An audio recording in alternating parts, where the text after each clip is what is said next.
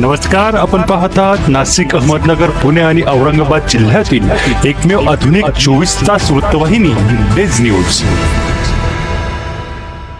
दिनांक 3 मे रोजी नाशिक जिल्ह्यातील सिन्नर तालुक्यात शहरी बसस्थानक येथे एका युवकाला अत्यंत उष्माघाताने चक्कर आल्याचे आगार प्रमुखांच्या लक्षात आले।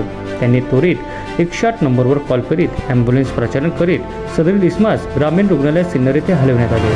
सदरील इसमाची कुठलीही ओळख पटत नसल्याने ग्रामीण रुग्णालयाचे वैद्यकीय अधिकारी यांनी सदरील इसमावर प्रथमोपचार करीत सिन्नर पोलीस ठाणे येथे दुपारी 12:20 सुमारास माहिती दिली।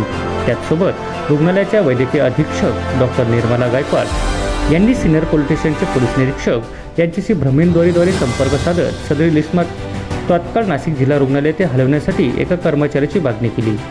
त्यांनी त्यास दुजोरा देत आम्ही कर्मचारी पाठवतो असे त्यांना सांगितले, कारण नियमानुसार जर अनोळखी रुग्ण असल्यास सरकारी 108 ॲम्ब्युलन्ससोबत पोलीस कर्मचारी जिल्हा रुग्णालयात दाखल करण्यासाठी सोबत लागतो। दुपारी 12:20 रुग्णालयाने माहिती दिली असता सुमारे 4:30ला पोलीस कर्मचारी 10 ते 12 फोन करून पोहोचले, परंतु तोपर्यंत खूप उशीर झाला होता। सदर अनोळखी इसमाचा मृत्यू झाल्याचे निदर्शनास आले। डॉक्टरांच्या सांगण्यानुसार सदरील इसमास ग्रामीण रुग्णालय सिन्नर येथे प्रथमोपचार तसेच ऑक्सिजन आदी सुविधा देण्यात आल्या होत्या, परंतु 12:20 पोलिसांना खबर देऊनही तब्बल 4 तासांनी पोलीस कर्मचारी तिथे आले, ते पण सदरील इसमाचा मृत्यू झाल्यानंतर।